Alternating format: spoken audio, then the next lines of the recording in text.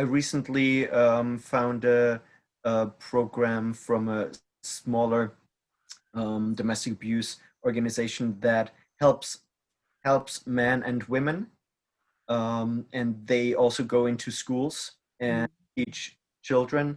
And they had two programs, one for girls and one for boys. And the one for girls told women how to avoid toxic relationships and how to avoid abuse, and it taught boys how to avoid being abusive and to avoid following their aggressive behaviors. Some of that sounds sorry. Equation program. Pardon? It Yes. sounds like the equation program. Yes, exactly. Yeah, exactly. And I just did a video about it for my other channel, and I'm gonna put it on soon because it's just horrible. It also sounds exactly like White Ribbon, you know, and yeah, that's what's really harmful about this. You know, that women are strong and they are capable, but feminism tells them that that even if they are the strongest, most capable person in the world, what is the point? Everybody's against you. All the systems are against you. Powers that have existed long before you were born have created an environment that is just impossible for you to rise anywhere. And, you know, so women feel, they feel stressed, they feel depressed, they feel unwanted and unloved. And then feminism dumps all that on men. And they say, look at how bad women are feeling, that's your fault. I know there needs to be some balance brought back, I think. I mean, some of these programs, I don't know whether you know the Prevent Agenda. Are you aware of the Prevent Agenda? It's the counter-terrorism agenda. Yeah. I did some work with a youth group back about 4 years ago and was quite involved with a localised setting around delivering courses and raising awareness and things. And the Prevent Agenda and the counter-terrorism agenda looks at minimising hate, and there's a lot around, you know, hateful, any kind of information that would breed hate against somebody or go against their human rights is wrapped up within that Prevent Agenda. And some of the stuff that you're seeing in some of these, like the women's aid sort of material, like some of the stuff coming out of Respect, it actually breeds hate. You know, it's challengeable under that context. And I'm kind of looking forward to pulling it all apart and doing it publicly now this time, because we did it for 5 years, but I'm not publishing. I've been asked for quite a long time now, you're going to publish, you're going to publish. And I said, no, I can't publish, because if I publish what I did 4 years ago, I will be challenged that it's not up to date and it's relevant, you know? So we're just going to do a complete repeat. I'm going to do I know where to go to get the data now. So we're just going to completely do a repeat with it, but obviously with relevant up-to-date data now. So we'll be able to show it. And that's one of the areas that I'm going to look at. I'm going to look at this promoting hate is actually illegal. There are laws written against it. And this is a form of promoting hate. So I think it needs to be challenged. I'm definitely me, and I'm sure the other guys from GenderParityUK, we're very, very happy to help you with like looking at this data and helping you. Very happy. I'd love to, because I mean, you're more knowledgeable to a lot of it because you've been frontline. I've been up there in the clouds like the mad professor with my head in a laptop, you know, for like 5 years. Do you know what I mean? No, honestly, like I literally just started looking into these things just a month before the lockdown. Yeah. So I'm not front. I have never worked in the area of domestic abuse. I just saw that the domestic abuse bill was coming, and because of lockdown, I was like, I've got time. Started looking into that, and boy, was that a rabbit hole. And you can't stop once you looked into the injustice.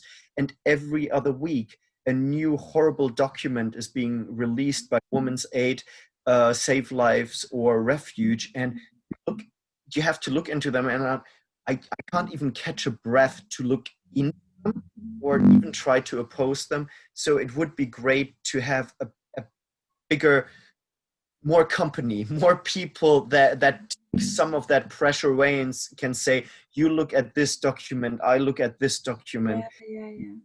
We need it. That's really important. We need I mean, more people. we've talked a lot about domestic abuse because it's such a huge emotive subject, but I mean, there are equal issues in education and health, and you know, I mean, equally, when you delve into those worlds, you're getting the same feeling, you're getting the same inequalities, you know, they're right across the board. Family law. Yeah. Can I just ask, like, the conversation is so interesting. I know that we could go all night, but we do need to pull it to an end. Can I ask you, Sally Ann, to tell us a bit about the march and who's going to be there, when it's going to be, what's going to happen, and then we can make sure that we get the word out for as many people as possible to arrive. Okay. Thank you, Head. So the march is leading from the Equality Commissioner's office in London down into Downing Street. It's 1.4 miles. I checked because I wanted it to be accessible to most people. I didn't want to be any barriers to walking. The march is on the 12th. It starts at 1:45 on the Saturday. There are a myriad of groups who have said they're coming, and hopefully they'll all turn up. I think many had waited for COVID. I think some of them have actually contacted me and said to me, Sally, you know, we were just waiting to see whether there was going to be another lockdown. So I'm getting more and more bookings now.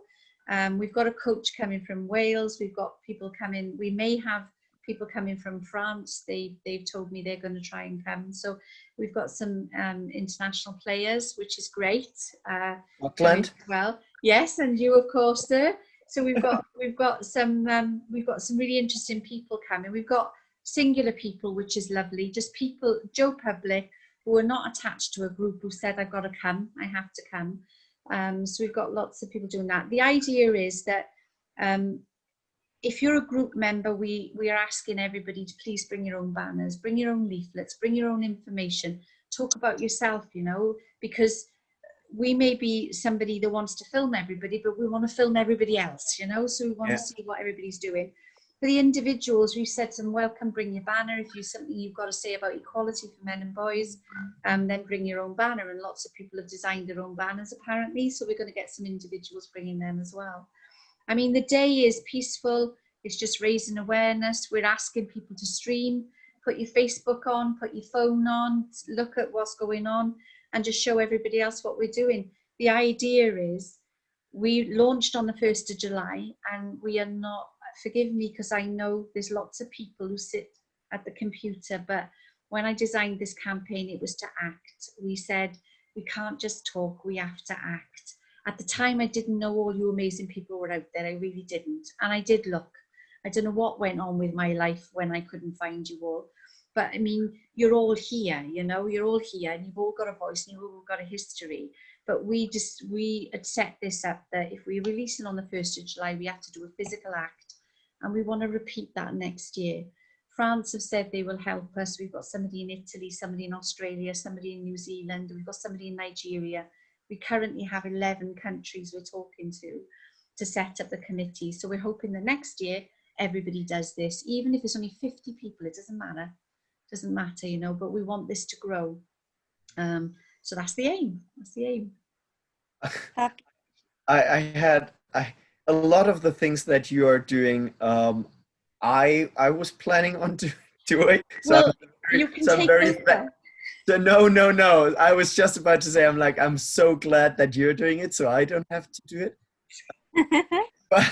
but I always thought that March the 4th, even though it's cold, would be the perfect day for a march, because you could call it March for Man, and it's very easy to remember. Yeah, I should have met you, shouldn't I? I should have met you like 3 months ago. That's what I should have done. I'm sure it's going to be warmer. Also, as you said in another video, I think you were advised by some friends from the police that it's always better to have the march on a weekend, and that's absolutely true, of course. Yeah, you know, that was one of the probably the single thing that actually pushed me forward to do it on September the 12th, because I rang this. You make the application online, okay? Because you have to notify them, as I know Elizabeth knows more than I do. It's the first time I've done this, all right? So I know Elizabeth knows this. you fill the application and you notify them, and then you get aligned with an amazing police officer. And then they ring you and they say, right, Sally, this is me. I'm your liaison officer. This is who you contact. So I have this conversation and say to him, I want to go on the 10th, thinking that I would hand something to the Equality Commissioner. I can do that another time now. And he says to me, Sally, why don't you do it on the weekend? As soon as he found out what I was doing, he said, there's lots more people come on a weekend. So I ended up changing it. And for me, that was a professional kind of saying to me, Sally, I think what you're doing is admirable. He actually said those words to me. And he said, look, do it on the weekend. And I said, what if too many people come? He said, we can handle 200,000 people. I said, if I get 200, I'll be celebrating, But it was just lovely. It was just lovely that the police officer had said, this would be a good day. Saturday's a good day to do it. So, yeah. Can I say that I think March 4th would be a great day? Not just because obviously it has the name March for Men, but also because it's 3 days before International Women's Day. So you're going to get an awful lot of pissed off feminists. And there's no such thing as bad publicity in this area. So, I not only do I encourage you to do it, I dare you to do it. I'm up for that. Are you up for that, Elizabeth? I love a walk. There we are then. So Elizabeth's up for that. I'm up for that. And Philip, if you'd like to organise it all, I'm definitely up for that as well. I live too far away, but I'm very happy to help with as much planning as I can. So I'm very happy to help with it. But you always need somebody like Elizabeth who's actually in the city who can deal with people. Let's do it in Edinburgh. And let's right outside Nicola Sturgeon's house. Oh yeah. She received one of our campaign letters. She hasn't replied to me yet. What a surprise! Hey. I've got a question about like who you contacted. Hey, about who you contacted. So, for example, have you talked to organizations like the Samaritans or organizations that deal with male suicide or the MRAdio project? Have you reached out to them? I have reached out to some of them. I've contacted MRAdio in Wales more than I have in England, but they are on my list of contacts. I guess maybe the one thing that I'm a little bit unique about, I guess, is that we went to the UN. So a lot of the stuff that I've done has been kind of, at that level. I've contacted lots of localized groups. In my research, there was lots of domestic abuse support groups, mental health support groups. I did contact them, and they did influence the gaps for me. They just, when you do a journey, the outcome is there screaming at you. So I'd done all this journey with the legislation and that, and then you go to the services and I was looking for best practice. I was looking for services that were delivering appropriately to men. And a lot of them are desperate for funding and money and all of that. Oh yeah, absolutely. So mine thing was 195 countries, the United Nations, 15 observer organizations like the World Health Authority. There's another 14 of them based in New York as well. And there were some key influencers within the United Nations that I also notified. We did 143 countries. So we managed to find the contact details for heads of state for 143 countries, hence England, Scotland, Ireland and Wales, and lots of others got it. And then we did send random emails to media in most countries as well to kick it off. And in regards to the march, how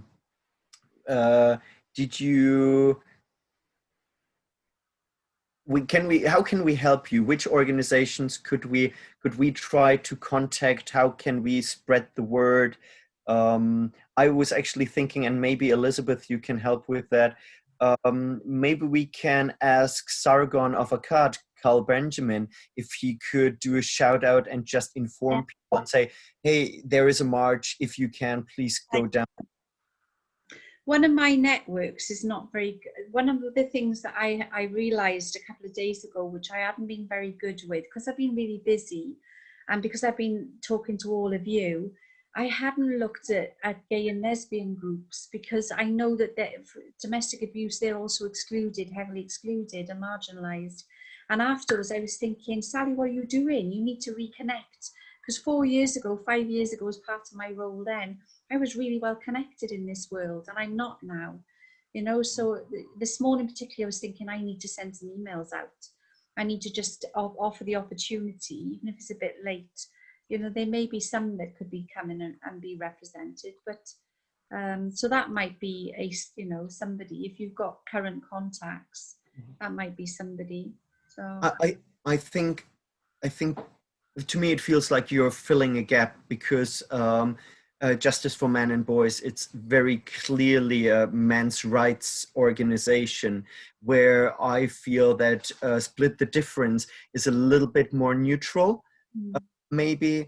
And I think we need an organization that can reach out to, for example, groups that deal with homelessness or PSD and all these things where men are overrepresented as victims, and they should actually all be invited, and say, because these are the real practitioners, the real first line people. And as far as I know, Mankind have some kind of network of organizations that they could contact. Maybe obviously the Boys and Men Coalition, they have a lot of contacts.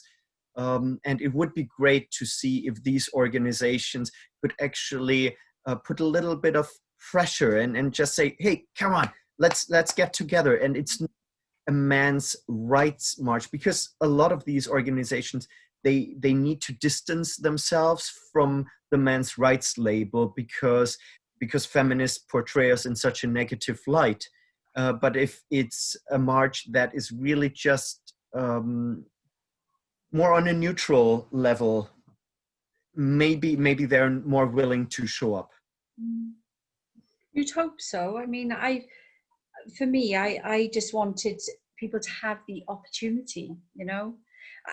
With what I'm doing, I genuinely, there's almost like this kind of, it's a twilight zone for me, because part of me, I realise I have to market this, and I have to be involved in that, and I have to be visible. But the other side of me is, I want us to be invisible, and it's really bizarre, I know, but what our functioning is to show what everybody else is doing, you know. That was the whole idea of the march. I wanted everybody to have their voice, and I filmed everybody's voice. That's what I wanted. That's the ideal for me, that I show what everybody else is doing. And I just wanted it to be an opportunity, you know. So I'm willing to contact anybody, you know. And you are right, because the YMCA, I don't know whether you know this, but the YMCA, with homelessness, and they're very, very, very active with working with homeless men, and they're pretty much situated all over the UK, you know. They work with council departments, homelessness, temporary accommodation, they have hostels, they're very good. Would you like me to maybe search the internet a little bit and try to find as many male-focused organizations? There is also, to be honest, I don't know anymore what the website is called, but there is a website where you can actually find local groups and events. Okay. And I actually found a surprising amount of male support groups all over the UK, but they're just small groups of like men that meet for a beer. And I think it would be great to inform them that this is happening, and maybe some of them that are in London or London actually just want to do a little weekend trip. And that would be great. Can I just put my foot down and say we do have to end this, yes, and that we perhaps could discuss this afterwards, who we can contact in terms of helping. I think, Sally Ann, that Philip would really like if you came back on MRAdio at some point. You have only me. The other ones don't like you. I think that Philip likes you extra special. Well, I'm very lucky. I'm very, very lucky then. Well, no, I like you just as much as any other person. I'm all for equality. You're going to share it about. This is what we like about you, Philip. You like everybody. This is good. can I just say thank you so much, Sally-Ann, for coming on and telling us about this march and for putting all this together. You've done amazing work in such a short amount of time, and we are so privileged and so thankful to have you. You're amazing. Yeah, thank you so much, and I really look forward to meeting you in the flesh on the 12th. Me too, a lot. You're one of the people I can't wait to meet. You really genuinely are. So I've had such a good time with you. This is an amazing platform. I mean, well done. Really, really well done. It's been really good. It's nice to have that banter, you know, and to share the conversation, have different perspectives. You know, it's really good. So thank you so much for inviting me. And once you're gonna meet people in person, it's a completely new form of bonding. 2 years ago, when I came to the International Conference for Men's Issues in London for the first time, co-hosted by Elizabeth, it was like a new world opened, and I was connected with people that some of them I knew online, and all of a sudden I was part of a family. So and you're actually organizing an event and for the first time and inviting the whole family. So I'm very honored. So can we just ask our listeners to please remember to subscribe, to like, to comment, to follow, and particularly to look into Sally-Ann's work, because she's doing amazing things. And if you're able to, why not show up on the 12th in London? It would be brilliant to have as many people along as possible. So thank you so much, guys. It's been a wonderful chat. I really look forward to doing the next one, and I especially look forward to next time that Sally-Ann can come along. I'm sure that talking to us about the aftermath of the march would be just as beneficial for us all to hear about. So thank you, guys, and we'll see you all next time. Thank you. Bye-bye. Bye. Thanks for watching. Bye.